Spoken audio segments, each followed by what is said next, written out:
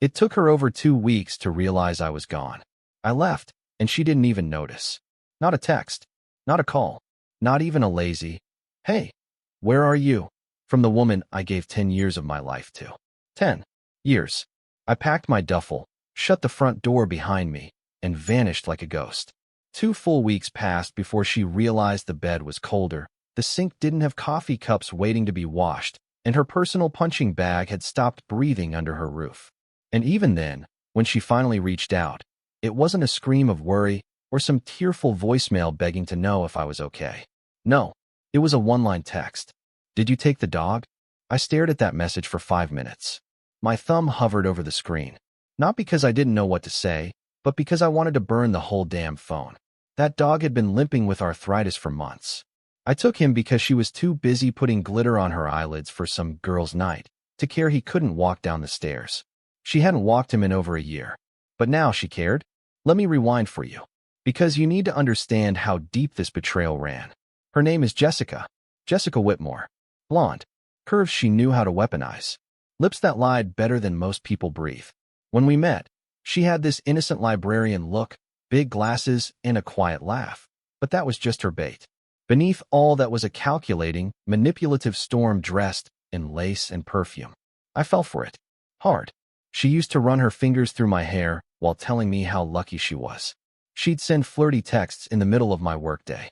But slowly, and I mean slowly like poison in a cup, things changed. It started small, cold silences instead of kisses. "I'm tired," became her bedtime anthem. "You're too sensitive," when I told her I missed her. And then there were the outfits. Tight dresses, heels she hadn't worn for me in years. But they weren't for me. I remember one night in particular. 2 months ago. It was raining hard. I was home early from a late client meeting. She didn't hear me come in because her music was blasting in the bathroom. I followed the noise, expecting to see her putting on a face mask or curling her hair. What I saw stopped my breath. She was standing there in red lingerie I hadn't seen before. Not once. Not even on our anniversary. And she was taking selfies in the mirror, smiling, turning, posing. "Who are you sending those to?" I had asked quietly, not even knowing I was going to say it until it was out. She spun around like a startled deer, then quickly laughed. "It's for me, babe. I'm just feeling myself." That was the moment the glass cracked. I didn't say anything else. Just nodded and walked back out of the room. But my gut? It was screaming. Not whispering. Screaming. And once a man starts listening to that scream, it's over. You can't unhear it. That night, I couldn't sleep. I lay in bed beside her, her back turned, her breathing soft, and I stared at the ceiling thinking, I'm living with a stranger. But I wasn't ready to see it. Not yet. Love, you see, makes fools of men. It convinces you that maybe she's just going through something. Maybe you're not doing enough. Maybe if you surprise her with flowers or book that weekend trip, she'll look at you the way she used to. I was wrong. So I started watching. Not accusing. Not yelling. Just observing. Her phone, once always on the counter, now never left her hand. Password changed. She giggled at texts I couldn't see. It's just Rachel, she'd say. Or Cassie. Except I know how she laughs with her friends. And this wasn't it. The final crack? It came the night she said, You're suffocating me. Me. The man who had cooked, paid the bills, planned her birthday every single year while she forgot mine twice. The man who put his own dreams on hold so she could launch her interior design business. I was suffocating her.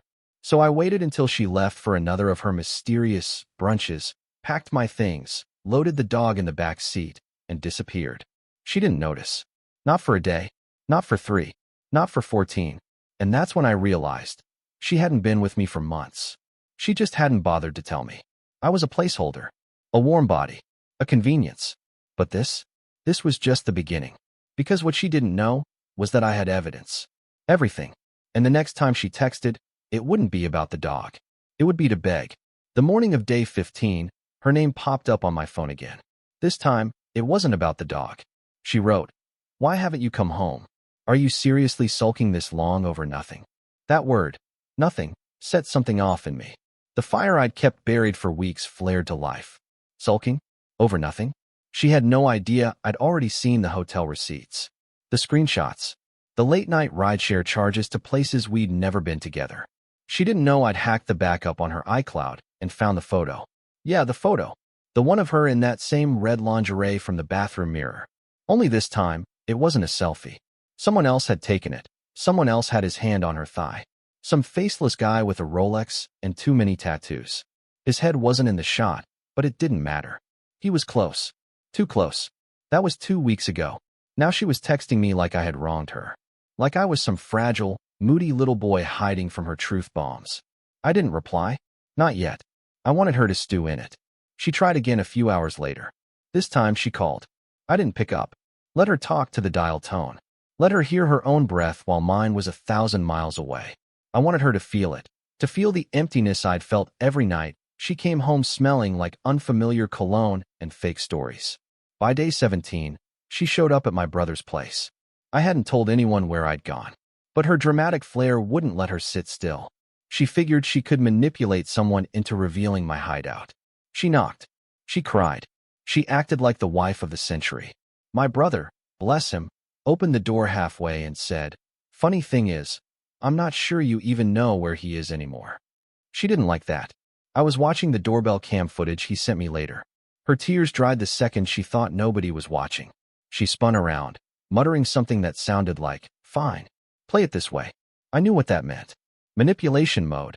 Activated. Day 18, I finally responded. One word, "Why?" She replied instantly. Almost too fast.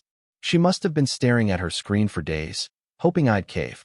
Her response, "I didn't cheat. I never touched anyone. This is all in your head." Right. So I sent her the photo. The one with her in red, his hand on her thigh, time-stamped, geotagged, irrefutable. The silence after that was delicious. She didn't respond for hours. Then, like a cornered animal, she lashed out. That was nothing. It wasn't even what it looks like. "You're so dramatic. He's just a friend. We were playing around. You take everything too seriously." And there it was, gaslight protocol initiated. I could predict her every step now. She wasn't going to apologize. She wasn't even going to admit it. She was going to flip it on me. Make me the crazy one. It's what she did best. I called her that night. First time I let her hear my voice since I left. She picked up like she'd been waiting on the edge of her seat. "Finally," she said. I didn't give her a second to breathe. "You were caught. I've got everything. And yet, you lie like it's your native language." "Jason, listen." "No," I cut her off. "You listen. I don't care who he is. I don't care how long it's been. What I care about is how easily you tried to erase me from the equation and thought I'd just sit there smiling while you treated me like the dull background character in your personal drama." She scoffed. "You're being so theatrical. You act like this is some kind of soap opera." I smiled to myself. "No, you turned it into one. I'm just ending the season." Then I hung up. And this time, I blocked her. Phone, email, every app. I disappeared completely, digitally, emotionally, everything. But the real twist? She still didn't know I had more. The bank records, the hotel surveillance, the voice recordings, the receipts tucked under her car seat. Her pretty little world? It was built on sand. And a storm was coming. The next morning, I got a call from a number I didn't recognize. I let it ring out. It called again, then again. On the fourth try, I picked up. "Jason? It's Mark, Jessica's boss." I didn't say anything. I don't want to be involved, man, but I thought you should know. She's been acting erratic at the office. Saying stuff about lawsuits, assets, your name being on the company registry. I don't know what's going on between you two, but it's bleeding into work. Oh, there it was. She was panicking. Not because she lost me, but because she realized I was the only thing keeping her precious little business afloat. The office lease. In my name. Website. Registered to me. Bank account. Joint access I never revoked, until now. She'd built her image on the illusion of independence, but behind the scenes, I was the spine of her empire. I hung up after telling Mark, "Appreciate the heads up." That evening, I checked the cameras. Yeah, I had cameras. She never knew I had quietly installed a system a few months back when the lies started piling up. The feed from our home was cloud-backed and time-stamped. There she was, sitting on the living room floor, mascara running down her face, holding one of my old hoodies like it was a lifeline. She rocked back and forth like a girl who'd lost her doll. But I didn't feel sorry for her. Not anymore. This wasn't grief. This was exposure. This was the moment a fraud realized the mask slipped and the crowd had stopped clapping. She started making calls. Her voice was raised. She was yelling. At her mother, her sister, even some guy named Eric. Funny, I hadn't heard that name before. Probably the tattooed mystery hand from the photo. I watched her toss her phone across the room and collapse on the couch. Still no apology. Still no admission. It wasn't heartbreak I saw on her face. It was fear. Fear of consequences. Fear of being alone. Fear of being irrelevant without me to prop up the fantasy. So I sent her one final message. A screenshot of the revoked account access. One sentence below it. Now you'll learn what it's like to build something on your own. No response. She tried calling 10 minutes later. I didn't answer. She sent emails, long ones. Walls of excuses, justifications, deflections. She blamed stress, said she never meant for it to go this far. Claimed she was scared to lose herself. Said I changed, that I wasn't fun anymore. No remorse. Just a desperate monologue begging for forgiveness without a single line of truth. I closed the laptop and went outside. It was raining. Heavy. Cold. The kind that makes everything smell like metal and endings. And I stood there for a long time. Not because I was sad, but because for the first time in years, I felt clean. No noise. No manipulation. No begging for affection like a starving dog waiting at her feet. The storm washed off years of emotional grime she'd rubbed into my skin with her half-smiles and fake tears. And I knew then I was never going back. Not because of the cheating. Not even because of the lies. But because I finally saw her. Not the fantasy. Not the girl I met at the bookstore a decade ago. Not the woman I thought I married. But the truth. And it was ugly. It was hollow. And it was over. A week later, I got served. Not a call. Not a letter. A knock at the door from a guy in a windbreaker who handed me an envelope and said, "Good luck, man." Inside, legal papers. Jessica was filing for spousal support. Spousal support. The same woman who lied to my face for months, who treated me like wallpaper in my own home, was now demanding I finance her emotional recovery. I laughed. Loudly. Not because it was funny, but because it was pathetic. She waited until she knew she'd lost the upper hand, then tried to twist the knife. But what she didn't realize was, I wasn't bleeding anymore. The wound had turned to scar tissue. Numb. Cold. My lawyer, Daniel, looked at the documents and shook his head. "She's reaching. We'll bury this." "I want to bury more than just that," I said, calm as ice. He raised an eyebrow. "You're planning something." I nodded. I already planned it. Because, you see, I didn't just walk away from Jessica. I dismantled the illusion she built. Quietly. Strategically. Months before I ever packed that duffel, I started pulling threads. I canceled the automatic payments that funded her business accounts. I changed the passcodes on the service providers I signed up for in her name. The website she bragged about in interviews, the one she claimed she built from scratch. Taken offline. Redirected to a single page. This site no longer exists. She sent threats. Empty ones. Said she'd go to the press, post things online, accuse me of abuse. I knew she wouldn't. She wasn't brave, she was loud. And loud people crack when they're met with silence. She didn't want justice. She wanted a stage. And I was done giving her one. I moved into a new place. Small, quiet, clean. No echoes of arguments. No fake apologies whispered after midnight fights. I started sleeping. Like real, deep sleep. Head hits the pillow. No weight on my chest. No waking up at 3 a.m. wondering who she was texting. I even started cooking again. Simple stuff. Steak. Eggs. Meals she used to roll her eyes at because they smelled up the house. Now, I filled my kitchen with smoke and didn't care. It was mine. The dog, Charlie, followed me everywhere now. He was old, slow, but loyal. He never questioned if I was enough. Never made me feel small. He just laid his head on my foot and stayed. 2 weeks after the legal papers came, Jessica showed up at my building. No warning. No message. She must have stalked the return address on the counter filings. She buzzed. I let the intercom ring. She buzzed again. And again. Then finally, her voice. "Jason, please. I just want to talk." I hit the button. "Why now?" Silence. Then, "Because I miss you." That sentence used to be powerful. Back when I believed it. Now it sounded like static. "I don't think you miss me," I said. "I think you miss what I gave you. You don't understand." "I understand perfectly," I cut in. "You didn't notice I left for 2 weeks. Not because you were busy, but because I didn't matter. I made a mistake." I smiled bitterly. "No. You made choices. Over and over. You chose lies. You chose him. You chose yourself. The line went dead. She stood outside for 10 more minutes before she left. I watched from the window. She looked smaller than I remembered, like someone trying to wear a mask that no longer fit. And still, not once did she apologize. Not once did she say, "I'm sorry for what I did." Because women like Jessica don't feel sorry. They feel exposed. And when the lights come on, they scatter like roaches. But I was done being the one who kept the lights off. This wasn't about revenge anymore. It was about clarity. I saw her. Finally. Clearly. And the truth? She never loved me. She loved what I could do for her. Now that I was gone, she was just a noise outside a door that would never open again. A month passed. Not a peep from her. No texts. No calls. No more legal threats. It was almost eerie, like the storm had passed and left behind nothing but silence. I'd be lying if I said I didn't expect one final explosion, some last tantrum from the woman who used to tear rooms apart, just to prove she still had control. But there was nothing. Just quiet. Then one afternoon, I got a message from an unknown number. No greeting. No signature. Just a photo. It was Jessica, crying, sitting alone in a restaurant booth with a slice of cake and 2 drinks. The caption said, "This was supposed to be our anniversary." I stared at the screen for a long time. Then I deleted it. She thought I'd come crawling back at the mention of a date.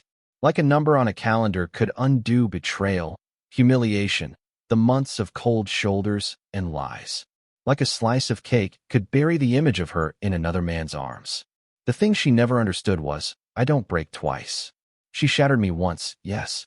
But that version of me, the pleading husband, the fixer, the fool, he died the day I walked out with Charlie limping behind me.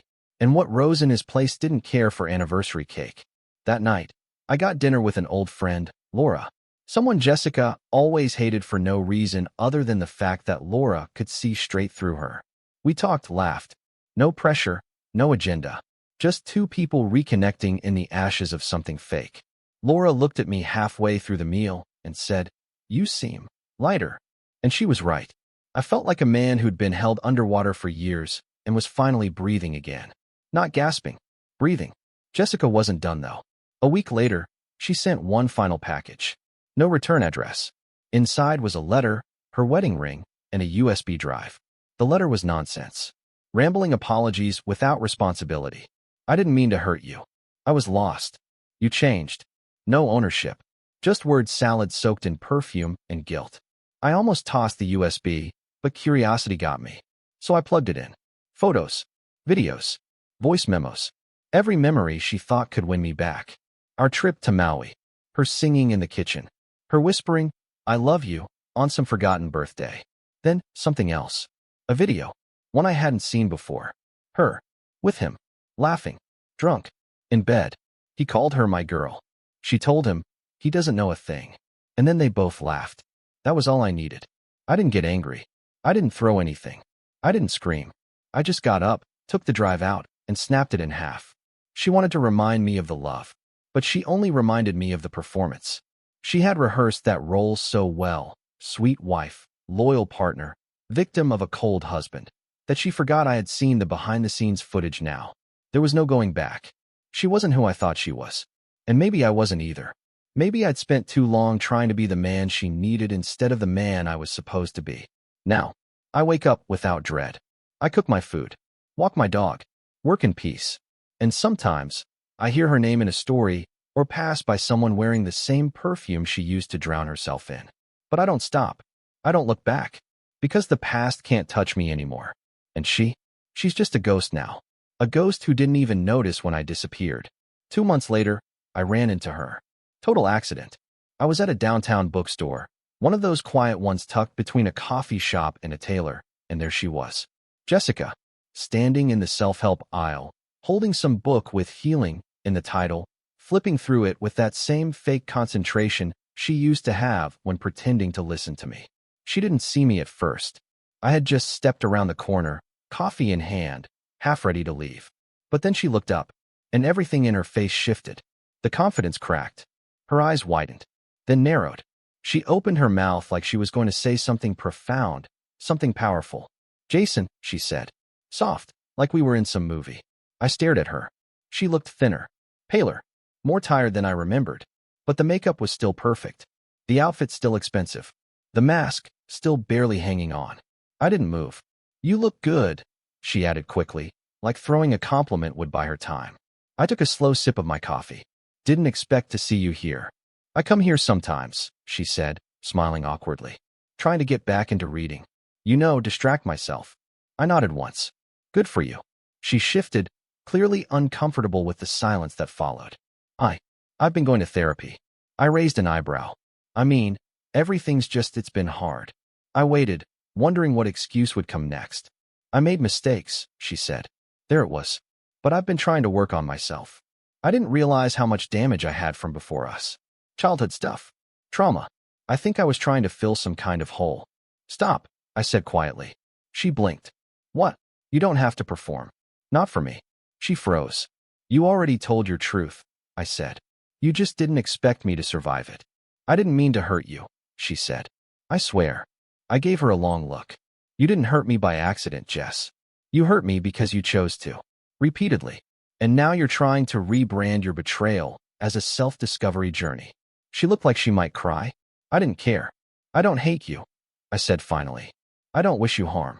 I don't even think about you much anymore. I still think about you, she whispered. I shrugged. That's your problem now. And I turned and walked out. I didn't look back. Not once.